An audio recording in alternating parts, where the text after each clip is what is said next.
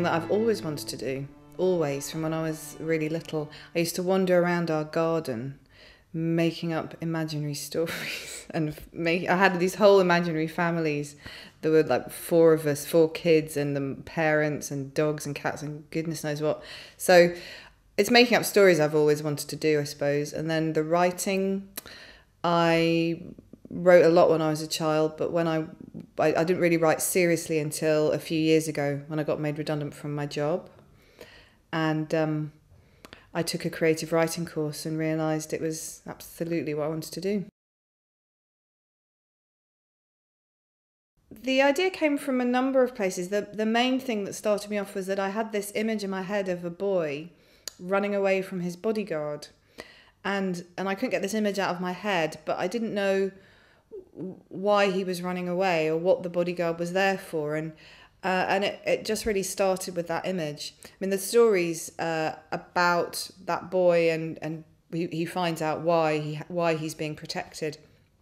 And that he's in as the story goes on, he's in increasing amounts of danger, and he seeks out this girl who he thinks will help him find some answers, and then she becomes in danger as well, and the whole thing kind of escalates from there. But the very start of it was this image in my head of a boy running away from somebody who was supposed to be protecting him. Actually, I'm not a full-time writer. I hope I will be at some point, but at the moment I also have some other commitments, mostly teaching creative writing, which I still do. So and also, although I'm writing a lot, I also like to go out and visit schools and do other events, like sometimes go to festivals, and those things take away from my writing time. But in terms of a typical day, if I'm not either teaching or going out and doing an event somewhere, then I will get up and as soon as my son's gone off to school, I'll start writing. And then I basically write through till lunchtime. I write through till I get hungry, whenever that is. And then I try to be quite disciplined and not look at things like emails or do other stuff until I get to that point. So I have a few clear hours where I'm just kind of... Because for me, writing isn't just the actual writing, it's also thinking about the story. So I might actually, if you were looking at me working, it might look as if I was just sitting staring out of the window. Well, in fact, I am sitting staring out of the window, but I am also thinking about what I'm writing somewhere in some part of my brain. Well, the main thing I do to get myself kind of in the mood to write is to listen to music. I mean, I love listening to music. I love listening to my iPod. I like going to live music. But the main thing I do when I write is have music playing on my computer in the background. And what I do is I'll pick music that kind of reflects the mood of how I'm feeling or the story that I'm telling. And sometimes, like with Blood Ties, there's particular tracks that I associate with particular characters. And I just play that track over and over again when I'm writing from that person's point of view, which is really annoying if you live in the same house as me, because you just hear this one track being played over and over again. Yes, it's not, well, yes and no. You can't ever base a character on a real person because real people are too complicated. But you can use real people to spark an idea or use bits, maybe their mannerisms or things they say. The main time when I did that was with Luke in Six Steps to a Girl, who his story is basically that he finds this girl he really likes who's older than him and he wants to go out with her.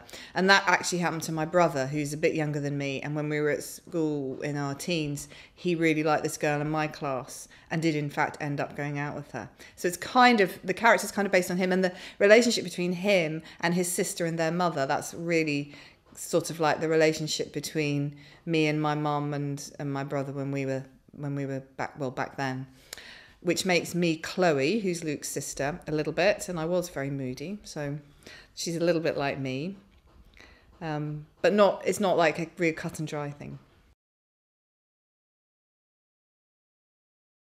I was a journalist and an editor. I did that for quite a long time. But I've also done loads and loads of other jobs. I've worked as a waitress and as a receptionist. But my main job was working as a journalist. you can't ever really teach somebody anything about writing, but I have written down a few things that were really useful to me, and they're on my website, which is www.sophiemckenzie.net. So you can go there and have a look if you like.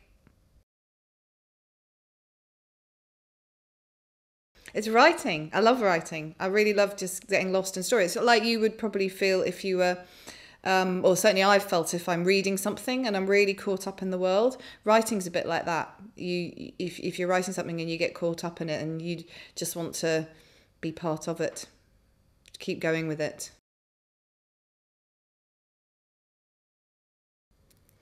The worst thing is when there's stuff in your head that you can see really clearly, but you can't make it come out on the page like you want it to. That's really frustrating. Great. I love it.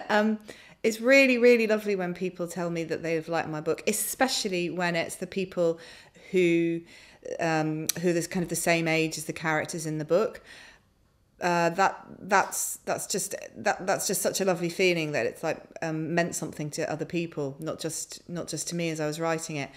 And the things that I've won awards for, the Red House Award, the Richard and Judy winner thing, all those were voted for by children. So that means far more to me than an award which is kind of decided by a committee of adults. I mean, those awards are great too, but it's just there's something really lovely about having been given recognition by the people you're actually writing for and the people who are reading the book.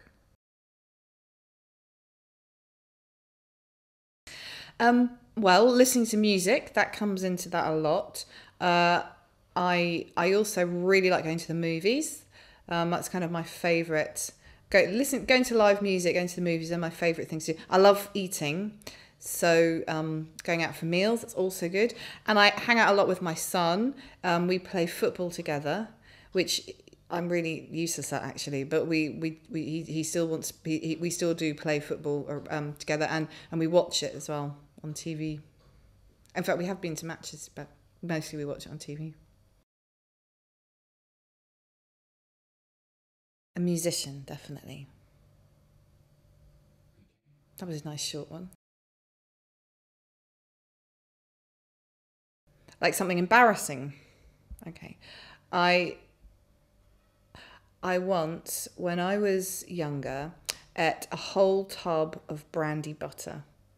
It was, I didn't have it with anything, like Christmas pudding or mince pies. I just ate the tub of brandy butter and then I was sick all night. Isn't that gross? My favourite colour, well, I think the days of the week have colours. So Tuesday is yellow, Wednesday is green, Thursday is orange, Friday is black, Saturday is red, Sunday is pink, and Monday is blue. However, none of them are my favourite colour. My favourite colour is a sort of burnt orange. Sometimes my favourite colour is red. Other days it might be pale green. Sometimes it's blue.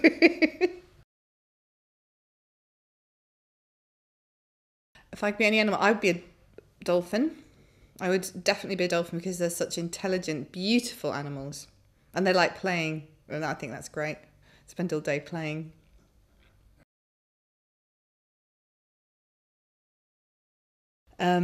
Persistent. Curious. And that's a toss-up between being clumsy, which I am very, or fun-loving, because I do like having fun.